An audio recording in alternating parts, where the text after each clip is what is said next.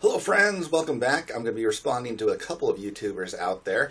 One is Tony over at JP Wisco, who challenged us to show a card that is not posted on eBay, and another one is for Mr. Fisherbike, who asked us to talk about who inspired us to get onto YouTube and anyone me might have inspired to do the same. I'm also going to do a little clarification on my previous video regarding rookie cards, as it seemed to have triggered a couple folks out there, so I just want to restate the message I was trying to portray. And they're stupid, and I hate them. So let's stick around and see what I have. Hello friends, I am John and I am the 3D 80s kid.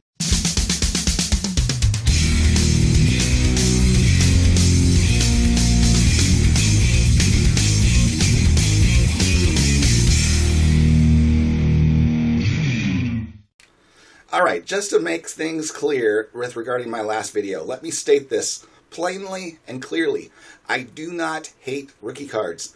You know, if you want to send me a free rookie card, I have my P.O. box listed on the About tab of my channel.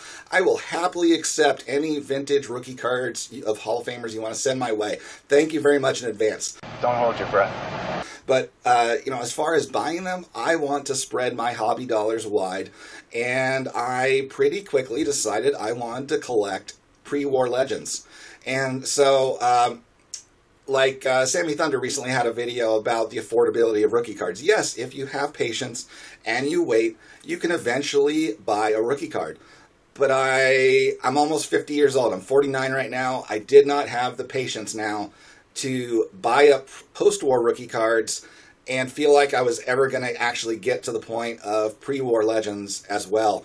And I am someone who wants to be a completionist. I know I probably won't 100% my Hall of Fame project, but I feel like I can get pretty darn close in my remaining collecting lifetime. And so that is my goal. I'm going to be patient with some of these legends, especially the ones where you can't avoid a comma.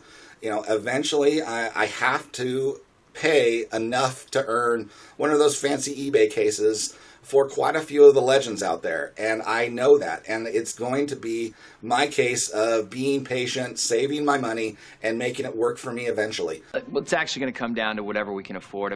But, you know, right now, I didn't feel the need for post-war cards to just be exclusive. And you know, the real point I was trying to make is that's okay. It's okay to have other cards of these stars. There's so much focus, I feel like, in this YouTube community where, you know, 50s and 60s is where you see the bulk of the people putting out content. And then on top of that, the bulk of those people are like, ooh, it's a rookie card. And that just gives people the feeling that if you're not achieving the rookie card, you're somehow not, you know, reaching the pinnacle. You're not doing the best you can. You are somehow less than. And I wanted to make that notion, you know, bunk. You can collect other cards and you're doing still the best you can for your collection. It's not, you know, rookies are not the end-all be-all of collecting, and you are still have a great collection if you don't have a single one of them. That's all I have to say about that. Alright, for JP Wisco, the cards I was able to find that are not posted on eBay.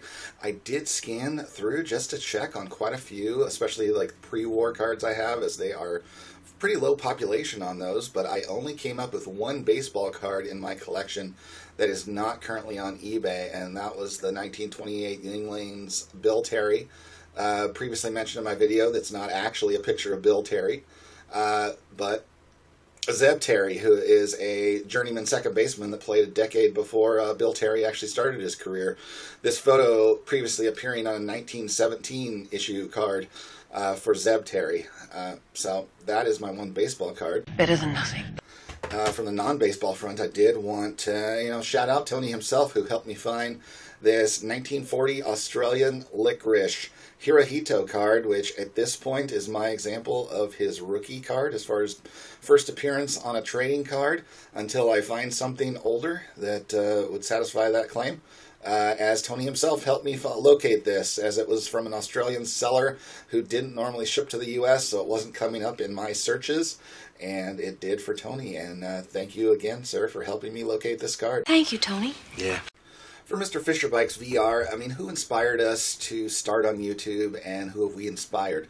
As far as who inspired me to start, I can't cite a particular reference that I can really grasp. I mean, many people have stated they got started watching vintage baseball cards with Mike Baseball Collector, and I'm probably another one of those in his camp.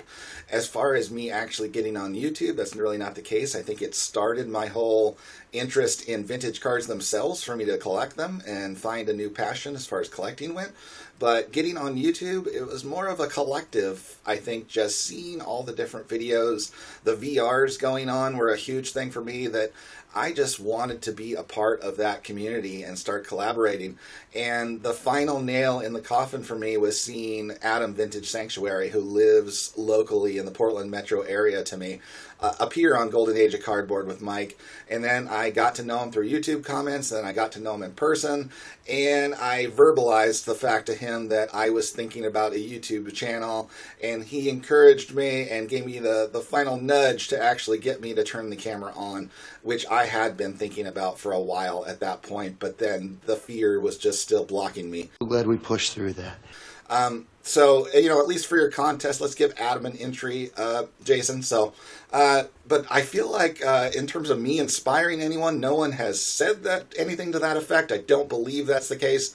But I have inspired in another way that I would like to mention, in that I kind of have a subtle campaign out there encouraging people to show themselves on camera. It's coarse and rough and irritating. Because we want to get to know you. It's part of the human experience to look at someone's face, and really you get the whole full insight into their emotional state. You really see the passion and the excitement they have about these cards when you can see it on their face. It gives a more total picture of that, you know, human experience and contact. You feel like you get to know them when you see them on camera. And it may be more, but 2 people have actually said to me directly that my nudging helped get them to turn the camera around from what they had been doing, which I commonly refer to as hand modeling. I mean, it's okay to hand model when you want to give a close-up of the card for good detail, but it's nice to get to see your face too. I love it when people do the face-to-face intro, and then they flip the camera around to show you the cards better. So you still get the full picture of the person. And the 2 folks who did give me credit personally and thank me for encouraging them to flip the camera around were actually Hall of Famer Picker Jim S., who had been, you know, he had made some videos where he put himself on camera years ago, but it kind of stopped. And so all I really knew of him as is just a hand model. And now he's regularly showing his face on the videos, which I think is awesome. And the other one is Matt over at the Card Story, THA Card Story. Him and Tyrus started out by doing the hand modeling thing. And, you know, I really encouraged him to flip that camera around, because that is going to be documenting the 2 of them. You know, he's going to have that documentation of Tyrus growing up doing this hobby with him directly on camera, and he's going to love that years later. So, so big kudos to those guys for flipping the camera around. You know, I've seen some others that have recently put themselves on camera, and I love it. I don't know if I get credit or not, but I love to see it. So, thanks, Mr. Fisher Bike, for putting this out there. Thank you, Jason. So everybody, thanks again, Tony over JP Wisco. Thanks, Jason, Mr. Fisher Bike. And thanks also to Dylan, Double D Vintage Sports Cards, as well as Sammy Thunder, for watching my video and getting excited about a topic. So thanks, everybody. I will see you next time. See you next time.